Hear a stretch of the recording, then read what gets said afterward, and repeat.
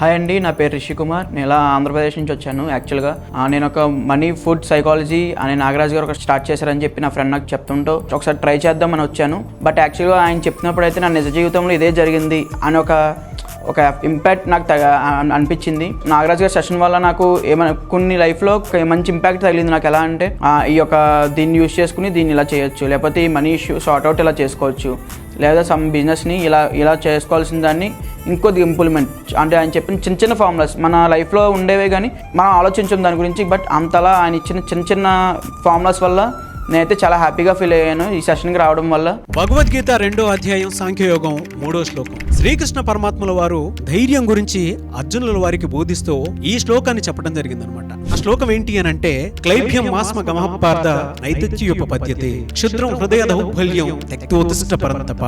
ఈ శ్లోక వివరణ ఏ విధంగా ఉంది అని అంటే, ఓ అర్జున, నీకు కలిగిన భయం, బలహీనత నీ స్థాయికి తగదు. నీవు ఒక యోధుడివి. నీవు నీ ధర్మాన్ని మర్చిపోవద్దు. నీకు కలిగినటువంటి మానసిక బలహీనతలన్నింటినీ విడిచిపెట్టి ధైర్యంగా నీ కర్తవ్యాన్ని నిర్వహించు అని చెప్పడం జరిగిందనమాట.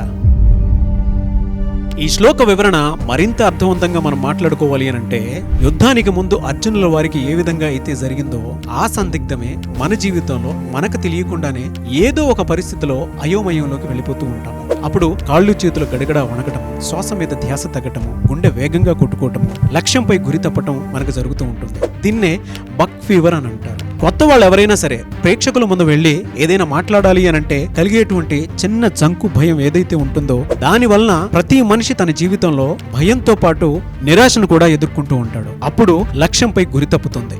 ఆ విధంగా మన జీవితంలో అర్జునుల వారికి ఏ విధంగా అయితే జరిగిందో మనకు కూడా జరుగుతూ ఉంటుంది.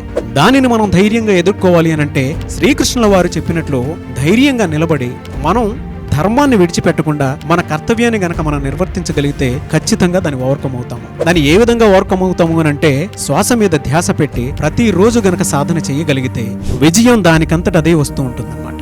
సో చూసారు కదా వీడియో. ఈ వీడియోపై మీ అభిప్రాయం కమెంట్ బాక్స్ లో పోస్ట్ చేయండి. అండ్ ఆగస్ట్ 10th నుంచి ఫుడ్ మనీ సైకాలజీ పేరు మీద 5 days క్లాస్ నేను కండక్ట్ చేయబోతున్నాను. మనం తీసుకునేటువంటి ఆహారం మన శరీరంపై, మనస్సుపై ఎలాంటి ప్రభావాన్ని చూపిస్తుంది, మన ఆలోచనలు, అలవాట్లు వాటిని ఉపయోగించుకుని జీవితంలో ఏ విధంగా సక్సెస్ సాధించాలి, జీతం మాత్రమే జీవితం కాదు, ఇతర ఆదాయ మార్గాలను ఏ విధంగా సృష్టించుకోవాలి అనేటువంటి విషయాలు ఈ క్లాస్ లో ఉంటాయి. ఎవరైనా సరే ఎన్రోల్ చేసుకోవాలి అంటే మాత్రం వెంటనే స్క్రీన్ మీద కనిపిస్తున్న నంబర్కి సంప్రదించండి.